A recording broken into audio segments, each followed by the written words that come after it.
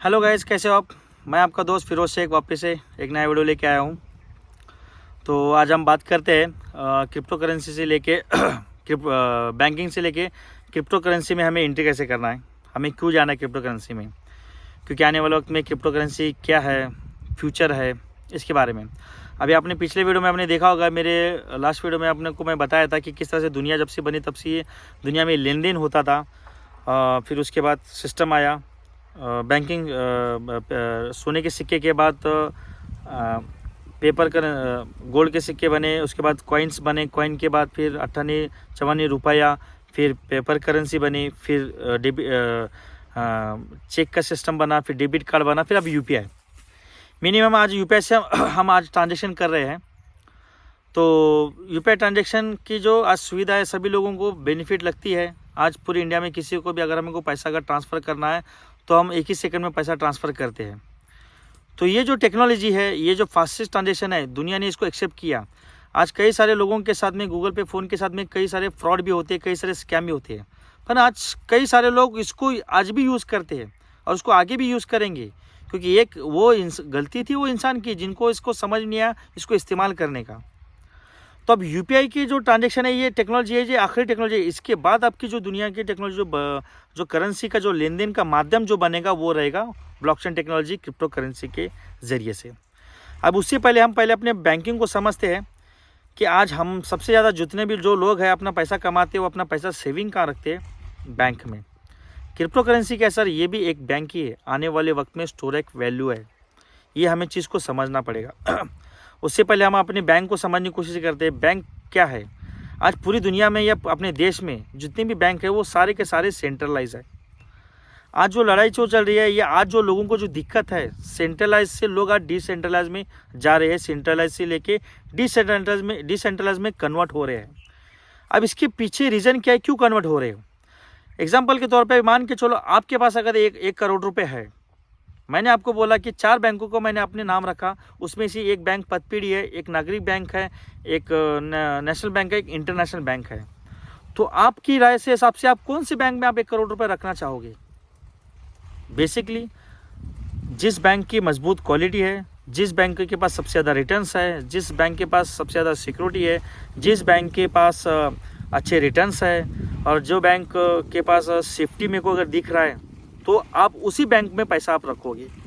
बस यही आज का दौर है सर। आज की जो जनता, आज की जो पब्लिक है, या आज के जितने भी जो इन्वेस्टर है, या जितने भी आप अपना पैसा बचाना चाहते हैं, जितना पैसा अपना स्टोर में रखना चाहते हैं, उन्हीं सभी का माइंड आज क्रिप्टो की तरफ मुड़ चुका हुआ है। और इसकी ऑलरेडी शुरुआत 2009 में शुरुआत हो चुकी है। सेंट्रलाइज और डिसेंट्रलाइज में आपको समझने के लिए एक और चीज़ अंदर से बताता हूँ। सेंट्रलाइज मतलब कोई ना कोई एक व्यक्ति एक उसको कंट्रोल करता है। आज अपने जितने भी इंडिया के बैंक है वो सारे सेंट्रलाइज है, चाहे रिजर्व बैंक सेंट्रलाइज है, उसको कंट्रोल करने वाले गवर्नर्स है, उसको कंट्रोल करने वाला एक व्यक्ति है। आज अपने जितने भी इंडिया के जो बैंक है, पतपीढ़ी, नागरिक बैंक, कोई ना कोई इसको एक ओनर है, इसको कंट्रोल करने वाला, यानी कि अपने पैसे को किस तरह से हिसाब से कहाँ पे खर्चा करना है, कहाँ पे लगाना है, इसका जो पावर कंट्रोल है वो इस व्यक्ति के पास है। अभी आपको समझना पड़ेगा बैंकिंग अच्छी चलती कैसी है। आज मेरे को बैंक तो नोट तो छाप नहीं सकती है सर, बैंक तो अपने पैसों से ही बनती है, अपने पैसों से ही प्रॉफिट कमाती है।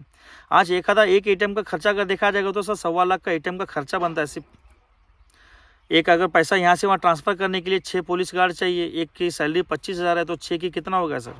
गाड़ी, डीजल, कितना सारा मेंटेनेंस रहता है सर। तो ये सारा पैसा मेंटेनेंस ये लोग कवर कहाँ से करते हैं? हम लोगों से पैसे से करते हैं।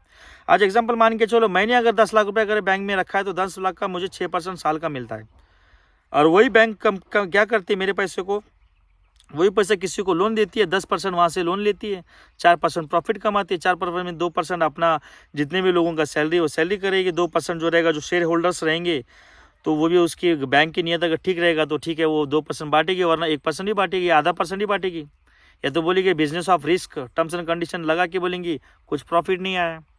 जो शेयर्स होल्डर है, जो शेयर्स लॉन्ग टर्म में लेके रखते हैं, क्योंकि कंट्रोल उन्हीं के पास है ना सर। यही तो सेंट्रलाइज है। आज ट्रांसपेरेंसी नहीं है। अगर मैं बैंक में पैसा रखना गलत नहीं है, बैंक में पैसा रखो, पर जितना आप बोलते हैं ना कि बैंकों को आप समझो, बैंक को रखना, क्योंकि मैंने भी बैंक में रखा है, मैं भी बैंक की सुविधा यूज़ करता हूँ। पर ज़्यादातर जिसके पास अधिक पैसा आएगा सर, वो पैसा कहाँ रखेगा? या तो स्विस बैंक या इधर उधर बैंक में रखेगा, पर उस बैंकों में वो बैंक इंटरेस्ट नहीं देती है सर, वो आपके पैसे को कम करती है। अगर 1 करोड़ रुपए रखा है ना सर, तो हर साल आना उसमें से 1-1 लाख रुपए कम होते जाता है, क्योंकि आपके पैसे को सिक्योरिटी में इस्तेमाल कर रहे हैं। अभी आज आपने फ़ोन पे यूपीआई देखा होगा, एक रिचार्ज करने के लिए पहले हमें कोई चार्जेस नहीं लगते थे, पर आज एक फ़ोन पे यूज़ को चार्जेस रिचार्ज करने के लिए 2 रुपये एक्स्ट्रा लगता है। आज फिर भी हम देते हैं, क्यों? जाने दो यार, 2 रुपये में यहाँ से जा रहा है, पर रिचार्ज ऑन द स्पॉट हो रहा है। दुकान पे जाके कौन जाके रिचार्ज करेगा? हालांकि वहाँ पे जाएंगे तो अपने को कोई एक्स्ट्रा चार्जेस नहीं लगेंगे, पर आज हम एक रिचार्ज के पीछे 2 रुपये ट्रांजेक्शन दे रहे हैं। पता नहीं भविष्य में हमारे ट्रांजेक्शन पर भी क्या चार्जेस लगेंगे, ये तो आगे का वक्त ही हमें बताएगा। पर आज का जो दौर है, आज के जो पब्लिक का जो व्यू है या जनरेशन का जो व्यू है, वो सारे के सारे वो लोग क्रिप्टो में जा रहे हैं, क्योंकि क्रिप्टो में डिसेंट्रलाइज है, वहाँ पे हर चीज़ का ट्रांसपेरेंसी है। तो उससे पहले आपको क्रिप्टो में पैसा लगाने के पहले क्रिप्टो में आपको नॉलेज बहुत सारा लेना पड़ेगा। क्रिप्टो किस तरह से एक्चुअली काम करता है, किस तरह से वो स्टार्ट होता है, क्रिप्टो के पीछे की टेक्नोलॉजी क्या है। क्रिप्टो करेंसी इंपॉर्टेंट नहीं है सर, क्रिप्टो करेंसी के पीछे जो इंपॉर्टेंट टेक्नोलॉजी है वो है ब्लॉकचेन टेक्नोलॉजी। आज पूरी दुनिया में अडानी से लेकर अपने प्राइम मिनिस्टर तक ब्लॉकचेन टेक्नोलॉजी के बारे में बात कर रहे हैं। तो मैं आपको अगला जो वीडियो बनाऊंगा ना, वो डेफिनेटली मैं ब्लॉकचेन पे ही, क्रिप्टो पे ही बता दूंगा। पर ये जो वीडियो आज के लिए आपको शॉर्ट फॉर्म में था कि जो वक्त है आने वाला सर, शुरुआत है, वो है क्रिप्टो का दौर है, वो ब्लॉकचेन का दौर है। तो प्लीज़ इसको इग्नोर मत करिए, जितना ज़्यादा हो सके आप इसको सीखने और समझने की कोशिश करिए। कई लोगों ने सिर्फ सुना है पर समझा नहीं है। अगर आप समझते, आज 2011 में भी सर मैंने भी बिटकॉइन के बारे में सुना था, पर समझने की कोशिश नहीं किया।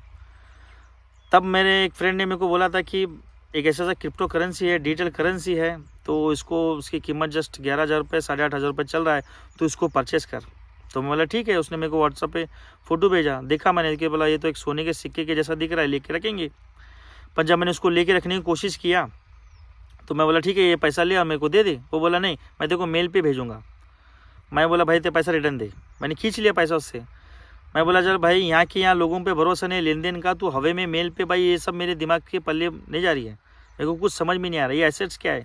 डिजिटल एसेट हमने सिर्फ उस वक्त सुना था सर, हमने समझा ही नहीं है। पर आज मेरे को बोलो, आज हम यूपीआई ट्रांजेक्शन इस्तेमाल कर रहे हैं। आज हमारे मोबाइल में हमें क्या दिखता है सर? सिर्फ एक आंकड़ा दिखता है, एक डिजिटल आंकड़ा दिखता है कि हाँ किसी ने 500 भेजा है। बस यही तो क्रिप्टो करेंसी है ना सर, ये भी हमें आंकड़ा ही दिखता है। हाँ बाबा, मेरे एसेट मेरे वॉलेट में है, मेरे फ़ोन पे में है, मेरे फ़ोन पे गूगल पे में इतने 10,000 ट्रांसफ़र हो गए। एक यकीन है, एक बिलीव है, देखने वाला। हम इसको महसूस तो नहीं कर रहे, हम इसको हाथ तो नहीं लगा रहे, बस समझ में आ रहा है कि अपने को पैसा आ गया है। ये सेम इसी तरह क्रिप्टो करेंसी की दुनिया है सर। क्रिप्टो करेंसी के अंदर ऑलरेडी दुनिया भर में इसका लेन देन स्टार्ट हो चुका है सर। अभी एग्जांपल तो और एक देता हूँ, मैं अपनी बैंकिंग के सेक्टर में आपको बताता हूँ। आज के वक्त में सर, मेरे को अगर किसी देश में अगर किसी को अगर पैसा का भेजना होगा तो मुझे कितने बैंकों से होके जाना पड़ेगा, ये आप समझ लिए। सबसे पहले बात, मेरी बैंक रहेगी लोकल बैंक, चाहे वो इंटरनेशनल बैंक क्यों ना हो, SSC bank, axis bank, SBI bank, वो बैंक रहेगी। उसके बाद मुझे एक मेरा पैसा समझो लंदन के एक दोस्त को भेजना है, तो उसके बाद मुझे क्या करना पड़ेगा? देश की नेशनल बैंक, इंटरनेशनल बैंक जो रहेगा, जो कि अपने पैसे को करेंसी के रूप में कन्वर्ट करेगी। उसके बाद उसके देश की जो बैंक, इंटरनेशनल बैंक रहेगी, वहाँ पे वो ट्रांसफ़र होगा। उसके बाद वो अपने लोकल बैंक में पैसा ट्रांसफ़र करेगी। अब मेरे को यहाँ से पैसा लंदन के दोस्त को भेजने के लिए चारों बैंकों का इस्तेमाल करना है।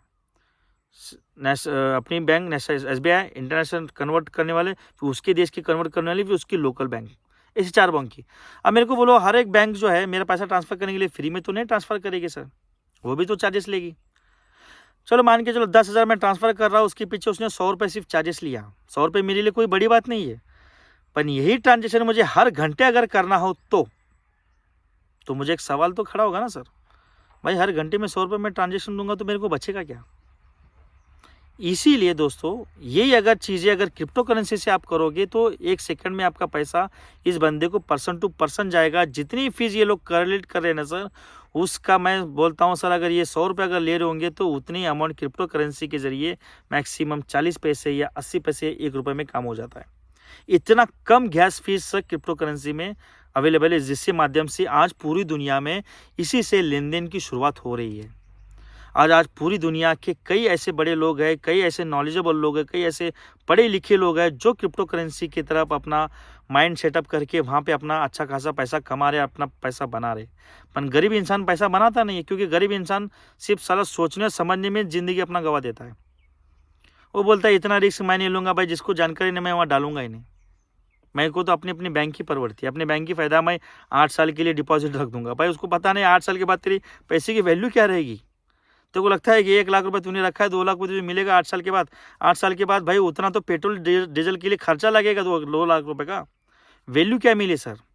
तो इसलिए कोशिश करो कि थोड़ा सा भी क्यों ना हो, मैं ऐसा नहीं बोलता कि आपका पूरा पैसा आप क्रिप्टो में इन्वेस्टमेंट करो, पर थोड़ा ही क्यों ना पैसा हो जो आपके पास एक्स्ट्रा, जो आपने सोच के रखा होगा कि मैं अपने बच्चों के फ्यूचर के लिए रखा हो या एजुकेशन के लिए रखा हो या शादी के लिए रखा है, तो आप वही पैसा जो है ना सर क्रिप्टो में आप इन्वेस्टमेंट करिए। तो आई थिंक मेरे ख्याल से सबसे ज़्यादा आपको हाई रिटर्न्स जो इंडस्ट्री में आज तक की इंडस्ट्री में अगर किसी ने अगर दिया है तो वो है क्रिप्टो इंडस्ट्रीज। 2011 में इसकी प्राइस थी 1 तोले सोने की कीमत जो थी वो 11,000 थी, और वहीं एक बिटकॉइन की कीमत थी 11,000 रुपये। आज 11,000 से सोना जो है लगभग 55,000 तक आया है, और वही आज 11,000 का एक बिटकॉइन आज 20 लाख का है सर। दोनों में क्या कितना डिफरेंट है सर। 50,000 55,000 किधर सर, 20 लाख किधर सर, कितना बड़ा रिटर्न्स। कोई भी इंडस्ट्रीज में सर, कोई भी ऑप्शन ट्रेडिंग फ्लोरेक्स, कोई भी ऐसी इंडस्ट्रीज में किसी ने इतने हाई रिटर्न्स नहीं दिए जितना रिटर्न्स जो आज क्रिप्टो इंडस्ट्री ने दिया है। पर क्रिप्टो इंडस्ट्री में उतरने से पहले आपको क्रिप्टो का भी नॉलेज लेना ज़रूरी है सर। तो अगला वीडियो जो मैं आपको बताऊंगा बेसिकली क्रिप्टो की इंडस्ट्रीज में, क्रिप्टो में क्या क्या चीज़ें हैं और क्रिप्टो किस तरह से काम करती है। तो अभी तक मैंने ये बताया कि बैंकिंग से लेके क्रिप्टो का दौर आने वाला वक्त है, आने वाला वक्त फ्यूचर क्रिप्टो करेंसी है। प्लीज़ अपना नॉलेज बढ़ाइए और मेरे वीडियो को देखिए, लाइक करिए, तो आने वाले वीडियो भी आपको मिलते रहेंगे और आपको एक अच्छा सा नॉलेज मिलते रहेंगे। Okay, thank you, bye bye.